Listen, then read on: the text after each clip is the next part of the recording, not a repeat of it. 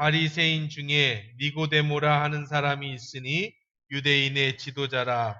그가 밤에 예수께 와서 이르되 랍비여, 우리가 당신은 하나님께로부터 오신 선생인 줄 아나이다. 하나님이 함께 하시지 아니하시면 당신이 행하시는 이 표적을 아무도 할 수 없음이니이다. 예수께서 대답하여 이르시되 진실로 진실로 내게 이르노니 사람이 거듭나지 아니하면 하나님의 나라를 볼 수 없느니라. 니고데모가 이르되 사람이 늙으면 어떻게 날 수 있사옵나이까? 두 번째 모태에 들어갔다가 날 수 있사옵나이까? 예수께서 대답하시되 진실로 진실로 내게 이르노니 사람이 물과 성령으로 나지 아니하면 하나님 나라에 들어갈 수 없느니라. 육으로 난 것은 육이요 영으로 난 것은 영이니 내가 네게 거듭나야 하겠다 하는 말을 놀랍게 여기지 말라. 바람이 임의로 불매 내가 그 소리를 들어도 어디서 와서 어디로 가는지 알지 못하나니 성령으로 난 사람도 다 그러하니라. 아멘. 8절까지 읽었습니다. 좋으신 하나님 감사합니다. 이제 말씀 들을 때 하나님의 음성으로 들려지는 귀한 시간 되게 축복해 주옵소서. 예수님의 이름으로 기도합니다. 아멘. 20세기 초 미국의 아이언사이드라고 하는 목사님이 계셨습니다. 그는 능력 있는 전도자였어요. 설교가였습니다. 시카고 무디교회 담임 목사로 사역하였습니다. 그가 쓴 참회 회고록, 여기 보면 감동적 이야기가 나옵니다. 신학교를 졸업하고 샌프란시스코에서 사역을 막 시작할 때입니다. 어느 주일 오후에 샌프란시스코 베이라고 하는 지역을 걸어가고 있는데 형제당에 속한 한 다섯 여섯 명 형제들이 시장 입구에서 전도 집회를 하고 있습니다.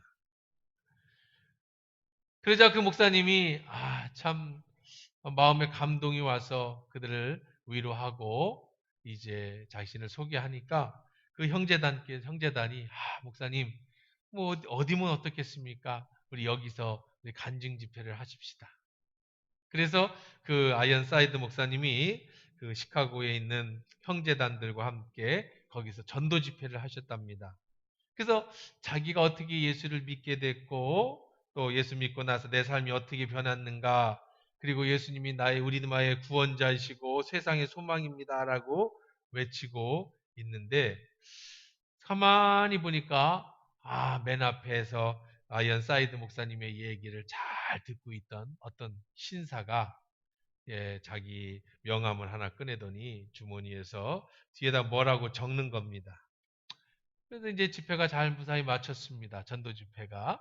그랬더니 그 신사가 모자를 다 벗더니 인사를 다 정중하게 하고 명함을 건너는데 보니까 그 당시에 아주 유명한 자유주의 신학자였어요. 자유주의라는 것은 20세기 초에 굉장히 활발하게 여겨졌던 성경이 하나님 말씀이 아니다, 또 하나님은 안 계시다라고 하는 그런 것들을 신학교에서 가르치는, 신이 죽었다라고 하는, 하나님이 죽었다고 신학교에서 가르치던 시대였어요. 물론 이것이 이제 2차 세계대전이 터지면서 완전히 사라졌습니다. 왜냐하면 하나님이 안 계시며 인간 중심의 사회가 결국은 세계대전을 일으키고 그래서 다시 신전통주의가 시작되었지만 어찌 됐든 간에 자유주의가 막 팽배하던 시절에 자기가 자유주의 신학자라는 것을 밝히고 이제 그 뒤에다가 이렇게 적어놨습니다. 선생님, 이번 주일 오후 4시에 아카데미 과학관이라는 곳에서 선생님과 정식으로 토론을 하고 싶습니다.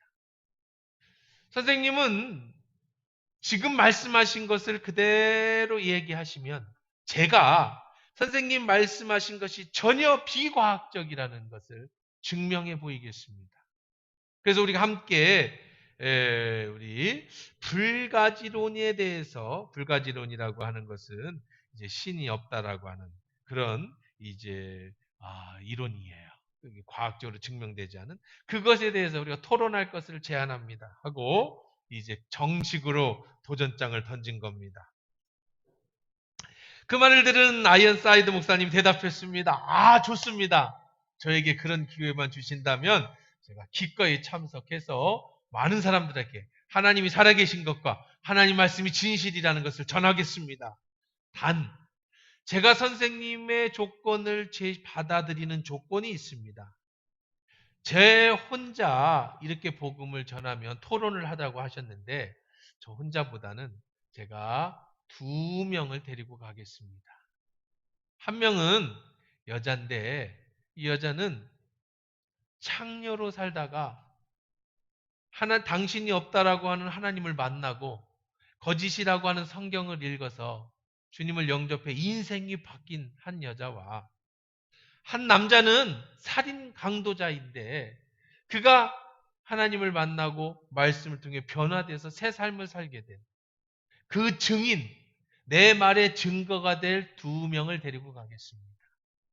당신도 당신이 하나님이 없다라고 하는 증거를 댈 사람과 하나님 말씀이 거짓말이라고 하는 것을 증거로 댈 2명의 사람을 데리고 오십시오. 그랬더니 옆에 있던 형제회 사람들이 목사님 저는 60명을 데려가겠습니다. 목사님 저는 100명을 데려가겠습니다. 목사님 저는 악단을 데리고 가서 분위기를 띄우겠습니다. 사방에서 목사님 저를 데려가 주십시오. 저를 데려가 주십시오. 막 그러면서 이제 예수를 믿고 하나님을 믿고 말씀을 통해 변화된 사람들이 자기를 데려가 달라고 하는 거예요. 그랬더니 옆에 있던 학자가 그러면은 제가 사람이 준비되는 대로 연락을 드리겠습니다. 다음에 하시죠. 그러면서 그 자리를 벗어났다라고 하는 일화가 있습니다.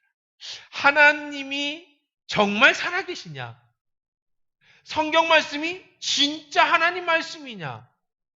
그 증거가 뭐냐는 거예요. 그걸 과학적으로 불가지론적으로 그것을 해석하는 그런 과학자는 절대로 하나님 말씀이 하나님 말씀이라고 해석할 수가 없어요. 이해할 수 없습니다. 불가지론자들은 절대 하나님이 살아계시다라는 것을 증거할 수가 없어요. 그러면 어떻게 하나님이 살아계신 걸 알아요? 오늘도 예수님 오신 이후로 수천억의 사람들이 하나님 말씀을 통해 변화되고 예수님을 직접 살아계신 하나님을 만나고 그래서 그의 인생이 바뀐 사람이 지금도 수십억이 있어요. 우리 주변에도 수십 명이 수천만 명이 있죠. 아마 여러분 가운데서도 대부분이 나 같은 사람이 어떻게 예수를 믿어서 이렇게 변화될 수 있었을까 간증하고 자신 있게 말씀하실 분이 여러분 가운데도 있을 줄 압니다. 그것이 바로 하나님이 계시다라는 증거예요. 그것이 하나님 말씀이 사실이라는 증거예요. 왜요? 하나님 말씀이 사실이지 아니면 절대로 우리는 변화될 수가 없는 사람들이었기 때문에 이 마이크가 지금 작동하고 있다는 사실을 어떻게 알아요? 소리가 크게 들림으로 결과를 통해 알듯이 하나님이 살아계시다는 걸 눈에 안 보이는데 어떻게 알아요? 하나님을 통해 변화된 수많은 사람들의 삶을 통해 그분이 계신 것과 하나님 말씀이 진리라는 것이 믿어지는 줄 믿습니다. 기독교는 토론의 종교가 아닙니다. 기독교는 변화의 종교입니다. 오늘날 교회를 욕하는 많은 안티 그리스도인들이 있어요. 그들은 교회를 공격합니다. 그들은 교회를 무너뜨리려고 합니다. 그런데도 안티 그리스도인보다 더 많은 그리스도인들을 통해 변화된 사람들이 교회는 계속 들어오게 되고 안티 그리스도인 교회를 무너뜨리고 교회를 욕하는 사람보다 그들이 욕하고 그들이 믿지 못하는 하나님을 통해 오늘도 변화되는 수많은 사람들이 있다는 사실. 그것은 하나님이 살아계시기 때문인 줄 믿습니다. 그래서 이번 주 성깔TV에서 안티그리스도인을 대하는 방법이라고 제가 오늘 또 찍었어요. 오늘 아마 다 올라갈 겁니다. 그러면 여러분 꼭 보세요. 내가 봐도 진짜 재밌어요. 보시고요. 또 주변 청년들한테 특히 교회 안 다니는 사람들, 교회를 별로 안 좋아하는 사람들, 또 교회를 다니는 사람들에게 널리 좀 알려주시면 그 말씀을 통해서 왜 교회에 안티그리스도인이 생기는가? 왜 교회 세상에 왜 그리스도인이라고 하면 사람들이 그렇게 색안경을 쓰고 싫어하는가? 그리고 교회를 안티하는 그 세력들은 누구인가? 그리고 그 사람들을 우리가 어떻게 대해야 되는가? 그것을 아주 9분 만에 잘 설명해 놨으니까 꼭 보세요. 꼭 보시면 이제 여러분들이 이해가 될 겁니다. 어쨌든 오늘 그렇게 많은 안티그리스도인들이 교회를 공격하고 교회를 무너뜨리려고 하고 있지만 그러나 여전히 교회는 성장하고 교회는 부흥하고 그러나 여전히 오늘도 예수를 믿고 변화된 사람들이 함께 모여서 이런 신종 코로나가 창궐하는 이때에도 주의 전에 나와서 예배한 사람들이 있게 되는 줄 믿습니다. 여러분이 전도할 때도 하나님이 살아계시다는 증거는 여러분이 성경 말씀을 많이 알아서 증거하는 게 아니에요. 성경 몇 장 몇 절에 뭐가 있고 물론 우리가 그런 걸 공부해서 전도를 하면 더 효과가 있겠지만 그러지 못한다 할지라도 여러분이 쉽게 전도하는 가장 쉬운 방법이 뭐예요? 내가 예수를 믿었더니 이렇게 삶이 바뀌었다. 하나님이 살아계시니까 내가 이렇게 변화된 거 아니냐. 하나님 말씀이 진실이니까 그 말씀이 나를 이렇게 바꿔놓지 않았냐. 이것이 우리의 전도의 방법인 거예요. 오늘 본문에 바로 그런 변화의 이야기가 나옵니다. 오늘 제목을 죄사함 거듭남의 비밀이다라고 적었어요. 이거 많이 들어본 것 같지 않아요? 안 들어보셨습니까? 이게 구원파에서 주로 쓰는 단어예요. 그래서 여러분 가끔 버스 옆에 보면 죄사함 거듭남의 비밀 그리고 박옥수 목사 초청 간증 집회 삼성문화회관 이렇게 붙여놓는 거 이게 구원파에서 쓰는 말이 죄사함 거듭남의 비밀. 제가 일부러 오늘 제목을 그렇게 잡았어요. 왜요?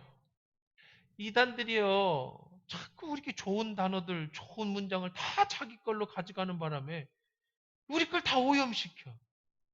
죄사함, 거듭남의 비밀. 오늘 본문의 말씀에 그 내용인데 이걸 왜곡시켜가지고 신천지 오늘 좀 새로운 사람들이 왔으면 좋은데 그래야 교회가 부흥이 될 거 아니에요. 다 우리 식구네. 한 명도 없네. 좋은 게 아닌데 어쩌다 우리가 이렇게 어려워졌나 모르겠어요. 그렇죠? 새신자가 와야 교회가 부흥하지 맨날 우리들만 있으면 되겠어요? 근데 새신자를 막아야 되는 이 안타까운 현실. 참 신천지 놈들 진짜 나쁜 놈들이에요. 그죠? 이게 사람과 서로를 못 믿게 만드는 이거 참 아이고 어쨌든 네, 그렇습니다. 여러분 거기서 우리 걸 가져가 가지고 왜곡시켜 놓은 게 얼마나 많아. 새 하늘과 새 땅 우리가 꿈꾸는 거 아니에요? 신천지예요, 그게. 우리가 꿈꾸는 게 신천지라니까. 근데 우리가 신천지를 꿈꾼다고 그러면 큰일 나죠, 큰일 나죠. 그게 그렇게 좋은 단어인데 걔들이 그렇게 오염시켜 버렸어. 12지파. 성경에 나오는 좋은 지파들 아닙니까? 예수님이 12지파를 하나님 나라의 고을로 우리에게 맡겨주신다고 그걸 지들이 가져가 버리는 바람에 그렇게 설교를 하면 마치 신천지 설교가 돼버렸어요. 안타깝습니다. 그럼 어쨌든 죄사함 거듭남의 비밀이 뭔가? 오늘 본문에 보면 니고데모라고 하는 사람이 나와요. 니고데모. 이 사람이 누군가? 이 사람에 대해서 우리 죄사함 거듭남의 비밀을 이 사람을 통해 한번 배워보려고 합니다. 자, 1절을 통해 그 사람이 누군가 한번 봅시다. 자, 1절, 2절입니다. 시작. 그런데 바리새인 중에 니고데모라는 사람이 있으니 유대인의 지도자라. 그가 밤에 예수께 와서 이르되 랍비여 우리가 당신은 하나님께로부터 오신 선생인 줄 아나이다.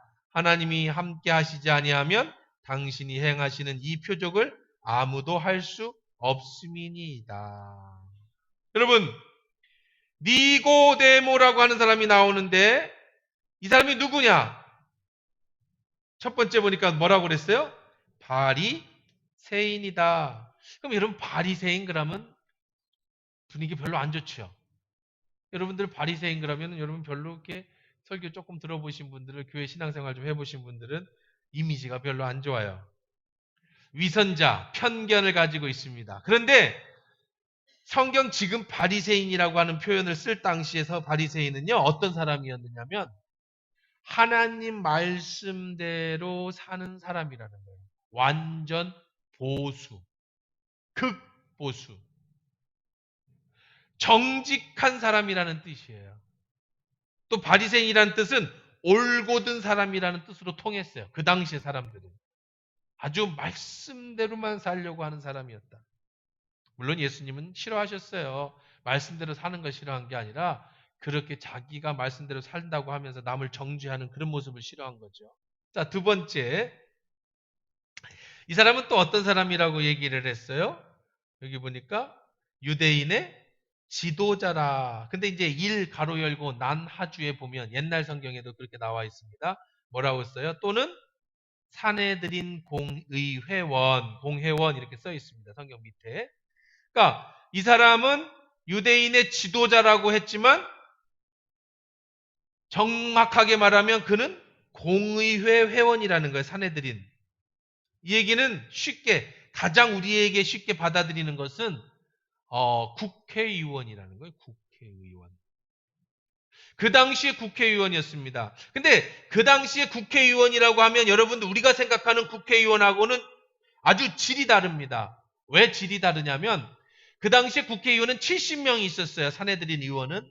이 사람들은 나라의 그 이스라엘이라는 나라의 모든 중요한 것도 결정하지만 종교의 중요한 일을 결정하는 사람들이에요.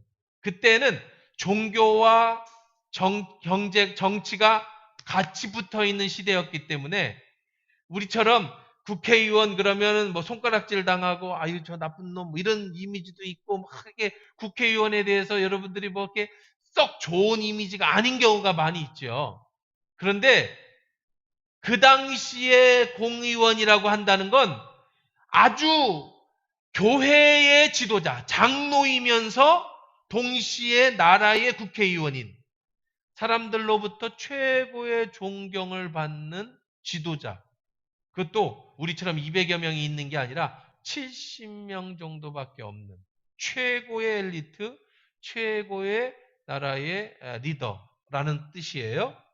자, 그 다음에 우리가 이제 아까 읽지 않았습니다만은 10절에 보면 예수께서 그에게 대답하여 이르시되 너는 이스라엘의 선생으로서 그렇게 얘기합니다. 예수님은 그 사람이 누군 줄 알고 있었어요? 선생으로 알고 있었습니다. 이 사람은 선생입니다. 랍비입니다. 선생을 랍비라고 부르는데 이 사람은 어떤 사람이냐면 정식으로 그 회당에서 가르치는 사람, 우리는 뭐 교회로 말하면 선생님, 목회자 이 정도의 영향을 가진 회당장이 있지만 회당장이 랍비를 통해서 설교를 부탁하는 그래서 사람들을 공식으로 가르칠 수 있는 랍비예요. 지금도 이스라엘에 가면 랍비들은요 이렇게 길게 시험을 이렇게 기르고 랍비처럼 살아요. 얼굴을 봐도 옷도 그렇고 랍비로 삽니다. 그러니까 이 사람은 선생이었어요. 자 여기까지만 봐도 이 사람은 어떤 대단한 사람이죠? 국회의원입니다. 그 다음에 바리새인입니다. 그 다음에 공식적인 선생이었어요. 그리고 또 성경에서 이제 찾아볼 수 있는 것을 보면 이 사람은요 부자 중에 부자였어요.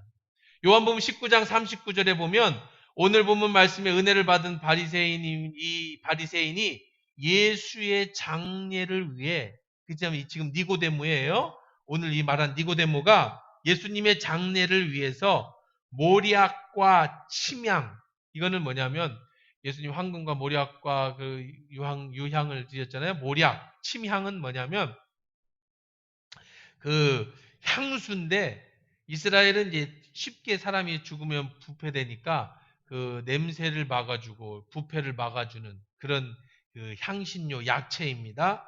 이게 굉장히 비싸요. 이거를 얼만큼을 가지고 왔냐면 100근을 가지고 왔다. 그래서 100근 한 양을 가지고 왔죠. 100근이 한 양인가요? 어쨌든 100근을 가지고 왔어요. 이 정도의 향료면 왕가의 장례를 치른답니다. 왕가의 장례를 치를 정도로 예수님이 십자가에 죽을 때 향료를 가지고 예수님의 그 관에다가 넣어 놓았다고 그래요. 그러면 왕가의 장례를 치를 정도의 향료를 갖고 왔다고 하면 이 마리아가 머리카락으로 씻어준 것만 해도 그것이 1년 연봉이라고 하는데 왕가의 장례를 치를 만큼의 향료라고 한다면 이거는 뭐 어마어마한 금액이겠죠. 그걸 봐서 이 사람은 어떤 사람이었다. 어마어마한 부자였다라는 걸 알 수 있어요. 다 가졌네요. 그렇죠? 경제, 정치, 종교, 교회에서요. 또 바리새인이요. 또 70인의 공회요. 가르치는 선생이요. 그 다음에 이 정도로 돈을 쓸 수 있는 엄청난 재력가. 젊은 흠잡을 데 없는 막강한 이런 사람 최고의 신랑감이겠죠? 이런 지위를 가진 사람. 자, 그런데 이 사람이 찾아왔습니다. 근데 찾아왔어요. 아, 이런 능력 있는 사람이 왜 예수님을 찾아왔을까? 세상에 부러울 것이 없는 사람이. 근데 2절에 보십시다. 그가 언제 찾아왔어요? 밤에 예수께 찾아왔다. 여기서 한 가지 힌트를 얻을 수 있습니다. 그는 왜 낮에 정상적으로 떳떳하게 예수님을 만나지 않고 밤에 찾아왔을까요? 물론 예수님이 바쁘시니까 낮에 못 만날 수도 있겠죠. 너무 바쁘신 분이니까. 그러나 이 사역은요, 요한복음 3장이기 때문에 초창기 사역이에요. 이제 막 예수님이 예루살렘 성전을 깨끗게 하시고 그 전에 물로 포도주를 만드시고 이제 사역의 제자들 부르시고 사역이 이제 막 시작되어질 때. 자, 그런데 왜 이 바리새인이며 유대인의 관원이고 부자인 선생 니고데모가 예수님을 찾아왔느냐? 그리고 왜 그가 밤에 찾아왔느냐? 한 가지 우리가 얻을 수 있는 힌트는 그는 밤에까지 기다렸다는 것을 알 수 있습니다. 왜냐하면 예수님과 대화를 깊이 있게 나중에 나오겠습니다. 보면 이는 굉장히 다른 사람의 눈을 의식했어요. 최고의 스펙을 가진 최고의 엘리트이지만 저 나사렛 촌사람, 배우지 못한 목수, 예수를 낮에 대놓고 찾아갔다가는 사람들로 하여금 자기가 가지고 있는 체면, 채통, 명예, 권세 이걸 다 한순간에 잃어버릴 수 있는. 그래서 남들이 안 보는 밤에 예수님을 찾아왔다는 걸 알 수 있습니다. 자신하고 예수님이 격이 맞지 않는다고 생각을 했겠죠. 그리고 예수님을 찾아오면 자기도 잘못하면 사람들이 손가락질을 당할 수 있다는 걸 알았습니다. 자, 그러면 이 사람은 왜 왔는가? 그럼 그런 사람이 왜 왔어? 밤에라도. 이 사람의 속에서 볼 수가 있습니다. 2절에 보면 그가 밤에 예수께서 와서 이르되 랍비여 우리가 당신은 하나님께로 오신 선생인 줄 압니다. 하나님이 함께 하시지 않으면 당신이 행하신 이 표적을 아무도 할 수 없습니다. 그렇게 이야기합니다. 왜 왔다고 그래요? 예수님이 행하신 표적을 보고 예수님이 물로 포도주 만드신 사적의 사건의 표적을 보고 직접 봤는지 들었는지 모르겠지만 또 예수님이 성전 청결을 하셨던 그 사건을 보고 또 예수님이 병든 사람들을 고치는 걸 보고 뭐라고 생각을 했느냐? 이 사람은 비범한 사람이다. 평범한 나사렛 목수가 아니다. 왜? 어떻게 평범한 사람이 물로 포도주를 만드냐? 어떻게 평범한 사람이 병든 자를 일으키냐? 어떻게 평범한 사람이 이런 종교 지도자들을 다 무시하고 채찍을 만들어서 성전을 청결하게 하냐? 이 사람은 분명히 하나님으로부터 왔다. 그래서 뭘 보고 왔다는 거예요? 예수님의 표적을 보고 왔다는 거예요. 그러면서 이렇게 얘기합니다. 선생님, 당신은 하나님께로 오지 않으면 이 표적을 행할 수 없습니다. 이 말을 가만히 들어보면 거의 나와 동급입니다. 이런 얘기예요. 그렇죠? 나와 동급입니다. 당신이 목수라고 당신이 못 배웠다고 사람들이 그렇게 손가락질할지 모르지만 제가 볼 때 당신은 저와 동급입니다. 뭐 이런 정도의.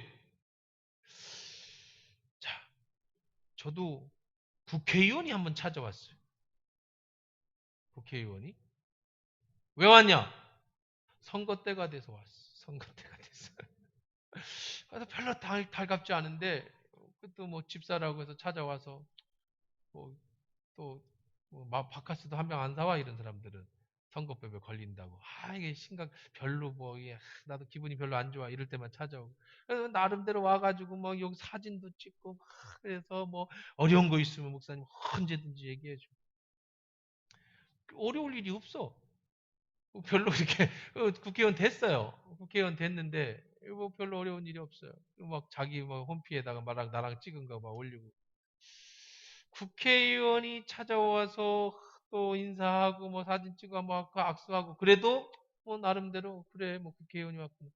근데 예수님께 이 사람이 찾아와서 이렇게 그 당시에 최고의 엘리트가 와서 선생님 당신은 정말로 하나님께로 그러면 내가 예수님이라면 조금 우쭐해질 수 있을 것 같아. 그죠? 기분이 내가 인정받는구나. 국회의원이 날 찾아오네. 이렇게 내가 목수인데. 근데 예수님은요, 전혀 그거에 휘둘리지 않아요. 그가 한 말에 전혀 휘둘리지 않아요. 예수님의 대답을 한번 들어볼까요? 3절입니다. 읽어봅니다. 시작. 예수께서 대답하여 이르시되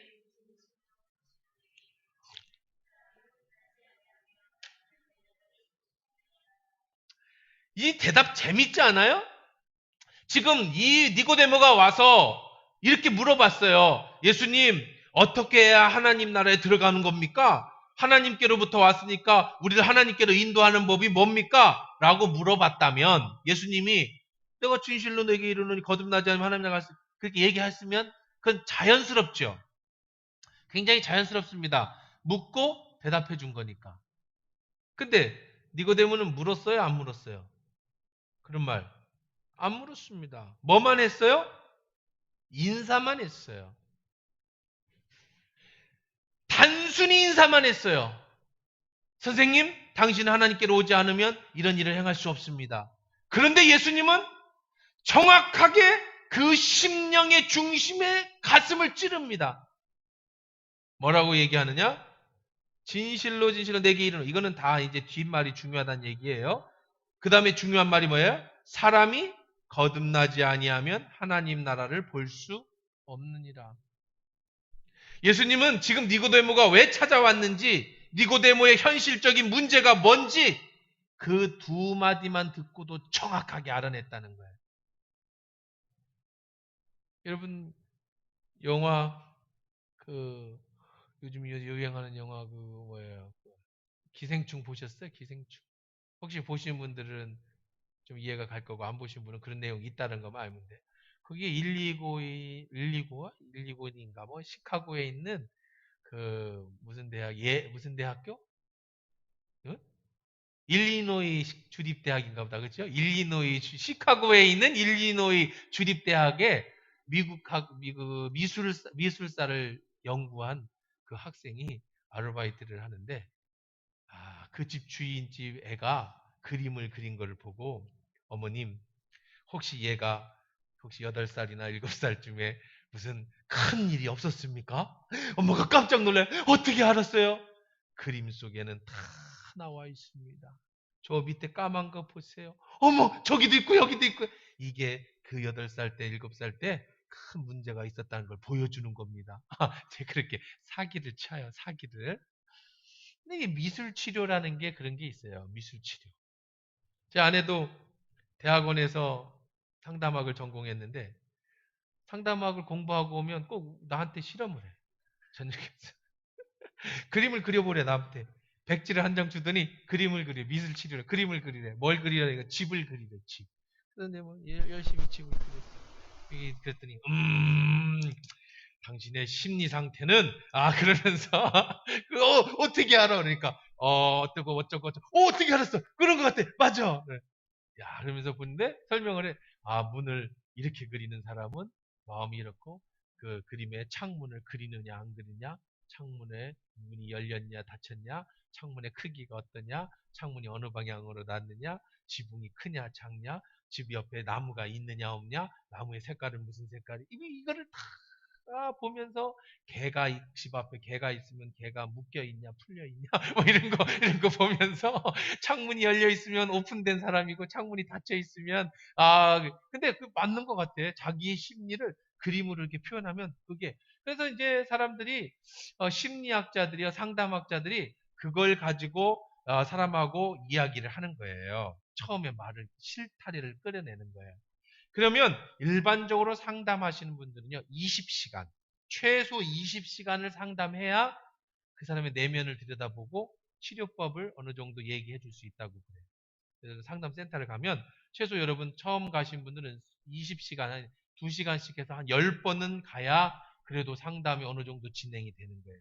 그리고 좀 어느 정도로 제대로 하려면 한 40시간, 20번 정도는 해야 치유까지 좀 들어가고 한다고 일반적으로 그래요. 왜냐하면 우리 마음은 안 보이니까 그거를 끄집어 내려면 계속 얘기를 하고, 근데 얘기를 안 하니까 그림 치료, 미술 치료 이런 걸로 통해서 그림 그리는 걸 통해 그 사람을 내면을 들여다보고 어렸을 때 그거하고 똑같아요. 걔는 이제 인터넷 보고 배웠대지만 혹시 어려울 때 무슨 일 있었습니까? 여기 보면 셀카, 내가 어렸을 때 사실은 이런 일이 거봐요. 이게 다 나타나요. 하면서 얘기하면서 이제 하나씩 치료하는 거거든요. 이게 상담 치료인데 예수님은 그런 시간 필요 없어요. 예수님은 최고의 상담가예요. 5월 달에 러시아에 있는 신학교에서 러시아인들이 하는 신학교야. 총장이 한국분인데 저기 와서 한 주간 좀 강의 좀 해달라고 부탁을 했더라고요. 제 아내하고 같이. 그래서 이제 뭘 해줄까요? 그랬더니 이제 두 가지 과목을 얘기하는데 그 중에 하나가 이제 그 치료, 심리, 상담 요걸 좀 해달라고 해서 제가 아내가 하겠습니다 하고 가기로 했는데 모르겠어. 5월 달인데 그것도 취소돼야 될 것 같이 잘못하면 못 가게. 러시아에서 나라면 못 오게 할지도 몰라. 그래서 요즘 러시아에서 한국 사람들 못 오게 한다고. 이 지금은요 중국 사람을 못 오게 하는 게 아니야. 우리가 못 가. 그럼 우리가 못 간다니까. 제가 이 정권을 좋아하고 싫어하고를 떠나서 빨리 막았어야 돼 중국을. 근데 못 막았잖아요. 우리가 이제 못 가게 생겼어요. 우리나라를 막아. 그래서 어느 나라는 가면 계속 나오죠? 아예 한국 사람들 들어오면 바로 병원으로 데리고 가서 2주간 후에 내보내준대. 그 모든 비용은 본인이 내야 된대. 뭐 여러 나라가 지금 막 등장했어요. 미국도 우리를 그렇게 지금 미국 우리 최고 우방인 미국도 한국을 경계 지역으로 위험 지역으로 그리고 대만도 우리를 3급 위험 지역으로 다 정했어요. 가장 측근 우방도요. 러시아가 그런 얘기 했대잖아요. 우리가 중국 사람을 막는 것은 정치적으로 막는 게 아니라 의학적으로 막는 거예요. 우리가 막았어야 돼. 사실은. 근데 못 막았어요. 중국 사람이 나쁘다는 게 아니라 막았어야지. 못 막으니까 이제 우리가 지역 전파로다가 우리는 중국하고 같이 한 배를 탔어. 어디도 못 가, 이제 못 들어가게. 중국 사람이나 한국 사람이나 이제 못 가게 생겼어요. 또 옆으로 샜네. 시간도 없는데. 어쨌든 간에, 그 상담이라는 것은 심리라고 하는 것은 그 사람의 내면을 들여다보는 건데 예수님은 기가 막혀요. 그냥 와서 앉아만 있으면 여러분이 예수님 앞에 와서 주여 한마디만 해도 우리 예수님은 여러분의 마음 중심을 꿰뚫고 계시는 줄 믿습니다. 우리 예수님 그런 분입니다. 저도 그런 기도예요. 목사가 누구랑 상담할 수 없잖아요. 성도들이 온다고 해서 제가 시간 내서 주님 누구든지 기도 제목만 가지고 오는 사람을 만나도 그 사람의 기도 제목을 알게 해주십시오. 그런 기도를 제가 그런 은사를 달라고 기도를 많이 하죠. 예수님은 정확하게 니고데모의 상황을 정확하게 알았어요. 지금 니고데모가 왜 찾아왔는지 알았어요. 그리고 이렇게 말씀하십니다. 진실로 내게 이르노니 거듭나지 않으면 하나님 나라를 볼 수 없다. 다시 말하면 너는 죽었다. 너는 죽어서 내가 아무리 얘기를 해줘도 못 알아들어. 하나님 나라의 얘기를 해도 너는 못 알아들어. 왜요? 죽었으니까. 여러분 살인사건이 났다고 보십시다. 여기 지금 살인사건에 죽은 사람이 있어요. 경찰이에요. 근데 조사를 갔어요. 그 옆에 앉아갖고 아저씨 왜 죽었어? 어젯밤에 누가 그랬어? 얘기해봐. 얘기해봐. 아무리 억울해도 죽은 사람은 얘기를 해요 못해요? 못합니다. 알아들어요 못 알아들어요? 못 알아들어요. 왜요? 예수님은 니고데모가 찾아왔어요. 그는 최고의 관원입니다. 바리새인입니다. 부자입니다. 선생입니다. 그런데 와서 예수님을 칭찬했어요. 근데 예수님은 정확하게 그 다음에 내면을 보면서 너는 죽었다. 내가 얘기해봐야 너는 못 알아듣는다. 10절에 예수께서 그에게 이르시되 너는 이스라엘 선생으로서 이런 것들을 알지 못하느냐? 내가 아는 것을 본 것도 얘기해주는데 못 알아듣는데 네가 하나님 나라 얘기하면 네가 알아듣겠니? 니고데모에게 대답해 주지 않으시고 이제 물론 뒤에 다음 주에 우리가 좀 더 깊이 있게 보겠습니다만은 예수님이 하신 말씀이 너는 죽었어. 그래서 너는 하나님 나라를 볼 수 없어. 너는 들을 수도 없어. 너에게 얘기해 줘봐야 너는 소용이 없어. 여러분 의사면 무슨 소용입니까? 변호사면 무슨 소용입니까? 하버드 대학을 나오면 무슨 소용이 있습니까? 하나님 말씀을 들을 수 있는 영의 귀가 없는 사람은 영이 죽은 사람은 그건 소용이 없는 거예요. 초등학교도 못 나오고 글씨를 몰라도 하나님 말씀을 들을 수 있는 영이 살아있는 사람은 하나님의 음성을 듣고 영원한 천국을 소망하고 하나님 나라에 들어갈 수 있지만, 이 땅에서 엄청난 재벌이라도 영이 죽어 있으면 영원한 천국에 들어가지 못하고 지옥에 갈 수밖에 없다는 걸 예수님이 오늘 말씀에서 가르쳐 주고 계시는 줄 믿습니다. 그러면 니고데모가 죽었는지 예수님이 어떻게 알아요? 이 사람은 밤에 찾아왔어요. 밤에 찾아왔다는 건 지금 내 내면의 영적인 문제보다 뭐가 더 중요하다는 거예요. 남들이 보는 시각이 더 중요하다는 거예요. 두 번째, 이 사람은 이렇게 얘기합니다. 랍비여라고 얘기합니다. 예수님을 랍비라고 하면 안 돼요. 자기랑 동급으로 여기면 안 돼요. 뭐라고 했어야 되죠? 주여라고 불렀어요. 베드로는 마태복음 16장 16절에서 뭐라고 얘기합니까? 주는, 베드로가 예수님 물었어요. 너는 나고 누구라고 생각하냐? 주는, 당신은 주인이십니다. 그리스도입니다. 그리스도 우리를 구원할 자라는 뜻이에요. 하나님의 아들이십니다. 지금 니고데모는 마치 동급인 것처럼 랍비여, 선생님, 당신은 하나님으로부터 온 선생님입니다. 마치 자기와 동급인 것 마냥. 아니, 물론 나보다 높을 수 있지, 하나님부터 왔으니까. 그러나 당신은 랍비입니다. 선생입니다. 왜 그렇게 고백해요? 죽었기 때문에. 영이 죽어서 예수님을 알 수가 없어. 거기다 대고 이렇게 얘기합니다. 당신은 하나님께로 오신 선생인 줄 아나이다. 그러니까 뭐라면, 랍비여, 우리가 당신은 하나님으로부터 왔다는 사실도 자기의 고백이 아닌 누구의 고백이에요? 우리의 고백이에요. 우리가 연구해 보니까, 바리새인들이 모여서 생각해 보니까 당신은 하나님으로부터 온 것 같습니다. 그렇지 않으면 어떻게 이런 일이 생깁니까? 그래서 고백도 뭐라고 고백해요? 우리는, 오늘도 똑같아요. 죄사함의 거듭남의 비밀의 첫 번째는 여러분이 예수 그리스도를 나의 구주로 영접해야 되는 줄 믿습니다. 우리의 주인이 아닌 나의 주인으로 인정해야 되는 줄 믿습니다. 여러분이 세상에서 얼만큼 배웠는지, 여러분 재산이 얼마나 많았는지 아무 상관없어요. 여러분이 못 배웠어도, 돈이 없어도 여러분이 예수 그리스도를 나의 구주로 영접하면 여러분의 영이 거듭나는 거예요.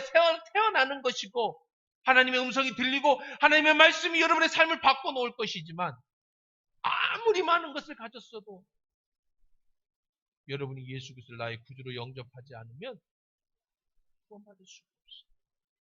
오늘같이 이렇게 신종 코로나가 창궐하고 그런 시기에 내 육신은 죽일 수 있어도 내 영을 죽이지 못하는 하나님 앞에, 세상 앞에가 아니라 내 육신은 죽일 수 있어도 내 영을 죽이지 못하는 세상 앞에 내가 다 벗어놓고 나의 영과 육을 책임져 주신 하나님 앞에 예배하는 사람. 만약에 여러분이 영이 살아있지 않으면 어떻게 이 전염병이 창궐한데 여기 나와서 예배할 수 있겠어요? 물론 여기 안 나온 사람은 영이 죽었다는 얘기 아니에요. 그분들도 다 자가격리 하시는 분들도 있어요. 자가격리. 자기가 혹시 다른 사람한테 옮길 수 있으니까. 그 다음에 나쁘다는 게 아니에요. 내 육신보다 더 중요한 건 내 영이 더 중요하다는 거예요. 혹시 내가 코로나에 걸려 죽는 한이 있더라도 내 육신보다 더 소중한 내 영이 사는 것. 그것이 바로 거듭난 사람이 가지는 특징입니다. 영이 없는 사람은 이해할 수가 없어요. 행여 여러분들 가운데서도 혹시 신앙 고백을 할 때 그저 오늘 교회에 나와서 목사님의 좋은 말만 듣고 가는, 하나님의 말씀만 듣고 가는 것에 머물러 있다면 오늘 예수 그리스도를 나의 구주로 온전히 영접하는 은혜가 있기를 주의 이름으로 축원합니다. 우리의 하나님이면 안 돼요. 잘 아는 이런 예화가 있잖아요. 시골 할머니가 며느리한테 억지로 끌려서 교회 나왔대요. 몇 번 들었겠죠? 그런데 세례를 받을 때가 됐습니다. 그래서 목사님이 할머니니까 못 배웠으니까 하나만 물어봤대요. 뭐 이 정도는 하겠지. 어르신, 어머니, 예. 예수님이 누구 때문에 돌아가셨어요? 그랬더니 듣기는 들은 것 같은데 뭐 누구 때문에 죽었다는데 잘 모르겠네. 아이고 내가 뭐 까막눈이 잘 몰라요 목사님. 아이고 그거 알아야 되는데 며느리를 불렀어요. 일주일 동안 시간을 줄 테니까 시어머니 참 모시고 가서 다른 거 소용없어. 뭐 아무것도 몰라도 돼. 내 다음 주에 내가 세례 문답을 할 때 예수님이 누구 때문에 죽었어요? 그러면 나 때문에 내 죄 때문에 죽었어요. 라만 얘기할 수 있도록만 훈련시켜갖고 데리고 와. 세례 줄 테니까. 며느리가 알겠습니다. 그래서 며느리가 이제 일주일 네, 어머니를 가르치는 거예요. 어머니, 목사님이 누구 때문에 예수님이 죽으셨냐고 물어보면 꼭 얘기하여 내 죄 때문에 나 때문에 돌아가셨어요. 할 수 있죠? 어머니 이거 잊어버리면 안 돼요. 알았어. 알았어. 이제 드디어 세례 날이 됐습니다. 목사님이 어머니 어르신 예수님이 누구 때문에 돌아가셨어요? 그랬더니 얼굴이 싹 며느리가 죽이려니야. 예수님이 그년 때문에 돌아가셨다네. 내가 시집 올 때 행세가 좀 안 좋긴 했는데 시집 오기 전에 모두가 죽였는가벼. 그거 어떻게 하지? 내 죄 때문에 죽은 우리 죄 때문에가 아니에요. 예수님이 우리 죄 때문에 죽은 게 아니라 누구 때문에? 내 죄 때문에 죽었다라고 하는 사실. 죄사함 거듭남의 비밀. 내 죄 때문에 예수님이 십자가에 죽었다는 사실을 믿고 예수님이 나의 주인이신 걸 고백하고 오직 예수님만 나의 삶의 의미이고 영원한 천국으로 데려갈 유일한 길이라고 고백하는 그 사람 속에 죽은 영이 다시 태어나는 거듭나는 역사가 일어나는 줄 믿습니다. 예수님을 속일 수가 없습니다. 예수님은 사마리아 여인의 한마 소리 하나만 듣고도 그의 내면의 모든 것을 알았던 것처럼 오늘 예수님이 니고데모의 인사만 가지도 그를 파악하신 것처럼 긴 말이 필요 없습니다. 상담이 필요 없습니다. 오늘 여러분들 가운데 스스로 물어보는 시간 가지면 좋겠습니다. 나는 거듭난 사람인가? 나의 육신보다 영이 더 소중한 사람인가? 내 영이 오늘도 주님과 교통하고 있고 하나님의 음성을 듣고 있는 사람이 거듭나지 않으면 하나님 나라를 볼 수 없다고. 여러분이 거듭나서 하나님 나라를 보고 있는 행여 여러분이 아직도 내 마음에 거듭난 것이라고 믿어지지 못한다면 아직도 거듭난 것이 뭔지 잘 모르겠다면 이 시간에 기도할 때에 주님 나를 거듭나게 해주십시오. 알게 해주십시오. 여러분이 영이 거듭나 있다면 주님과 더 교통하시고 우리의 육체가 죽는 것을 두려워하지 마시고 내 영이 영혼의 지옥에 가는 것을 두려워하고 주님과 교통하는 은혜의 삶을 살기를 주의 이름으로 축원합니다. 우리 같이 일어나서 기도